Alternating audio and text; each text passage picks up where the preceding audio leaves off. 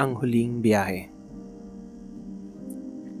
May mga lugar na hindi dapat pinupuntahan kapag sumapit na ang hating gabi.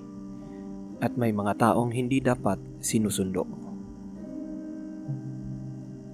Noong taong 2018, may isang tricycle driver sa bayan ng Pasig City na nagngangalang Rogelio Espinosa o si Roger.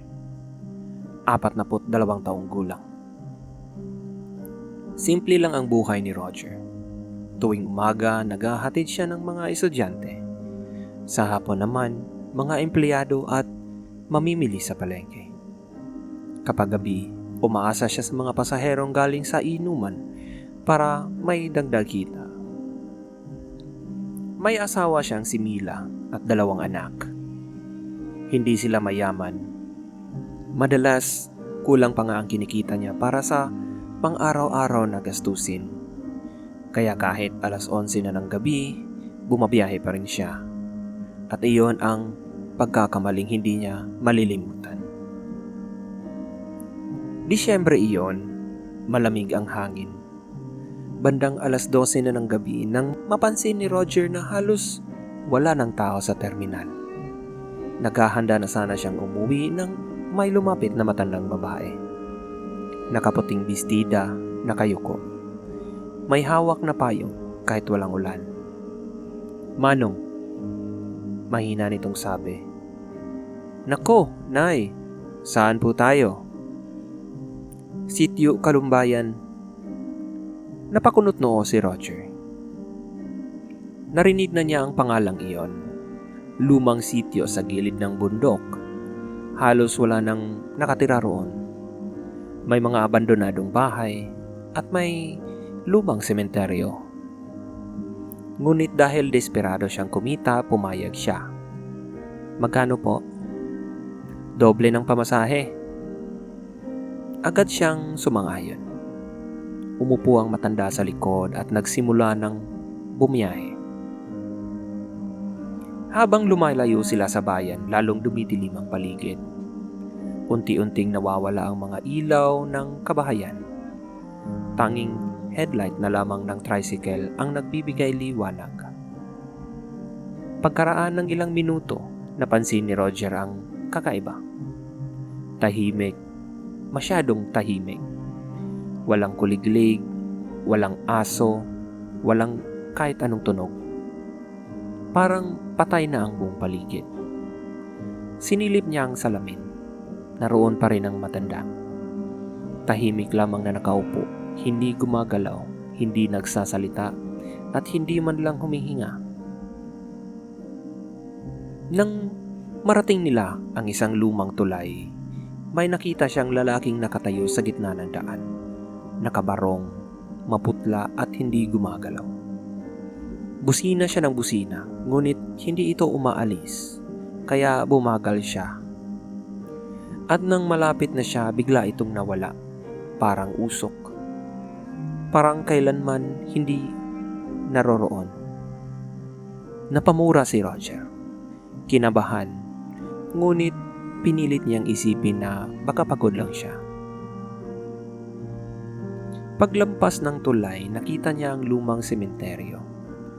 Nakapalibot dito ang matatayog na puno ng balete. Biglang nagsalita ang matanda. "Huminto ka." Napahinto siya. "Saglit lang po ba tayo rito?" Walang sagot.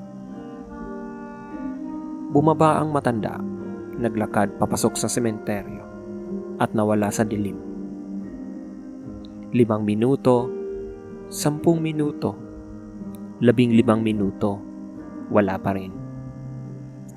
Nainis si Roger kaya bumaba siya upang hanapin ang pasahero. Pumasok siya sa sementeryo, tanging ilaw ng cellphone ang gamit niya. Maya't maya, napansin niyang may mga bakas na paa sa lupa.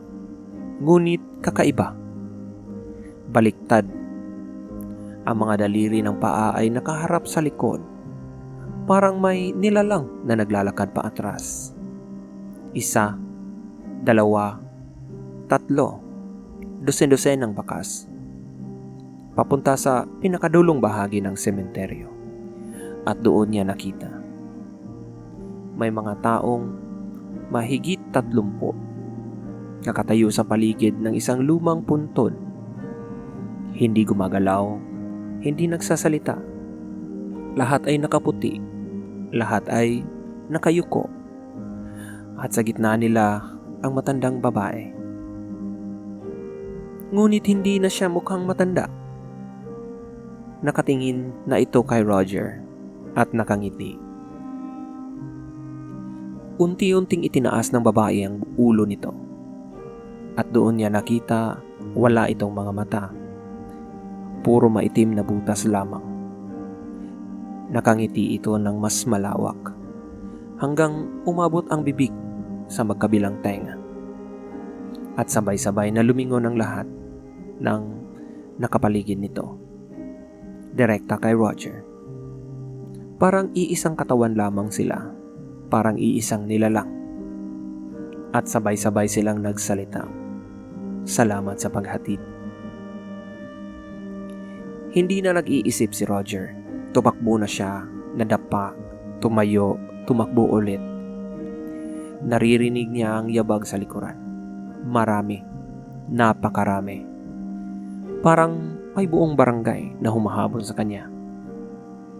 Ngunit nang lumingon siya, wala siyang nakitang tao, yabag lamang. Palapit ng palapit, hanggang maramdaman niyang may humahawak sa kanyang balikat. Napasigaw siya, at bigla siyang nagising. Nasa tricycle siya, pawis na pawis, humihingal. Madilim pa rin ang paligid, ngunit tila panaginip lamang ang lahat. Napangiti siya sa sarili. Salamat naman. Ngunit nang tumingin siya sa likurang upuan, naroon pa rin ang matandang babae. Nakaupo, nakangiti. Mabagal itong nagsalita. Hindi ka pa namin naihahatid. Biglang namatay ang makina, namatay ang ilaw, namatay ang cellphone. Nilamon ng kadiliman ang paligid. At mula sa kagubatan, unti-unting lumabas ang mga puting figura. 1, 10, 20, 50. Daang-daang nakatayong tao. Lahat nakatingin sa kanya, lahat walang mata, lahat nakangiti. Kinabukasan, may mga magsasakang dumaan sa lumang kalsada patungo sa sitio Kalumbayan. May nakita silang nakahintong tricycle. Nakaandar pa ang makina, ngunit walang tao. Walang driver, walang pasahero. Walang bakas ng dugo. Walang sinyalis ng pakikipaglaban. Parang basta na lamang naglaho ang sakay nito. Pagkalipas ng mga taon hanggang ngayon, may mga driver na nagsasabing may nakikita silang matandang babaeng nakaputi sa terminal tuwing sasapit ang 12:00 ng gabi.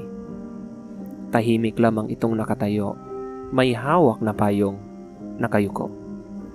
At kapag tinanong kung saan pupunta, iisa lamang ang sagot nito. Sitio Kalumbayan. Ngunit ayon sa mga matatanda sa lugar, walang sitio na ganon. Matagal na itong nabura sa mapa matapos mamatay ang lahat ng residente noong isang misteryosong trahedya noong dekada 50. At ang sino mang maghahatid ng pasahero roon ay hindi na muling makakauwi. At kung sakaling bumiyahe ka sa hating gabi at may matandang babaeng sumakay sa iyong sasakyan, siguraduhin mong alam mo kung saan siya nakatira. Dahil baka hindi na siya kabilang sa mundo ng mga buhay.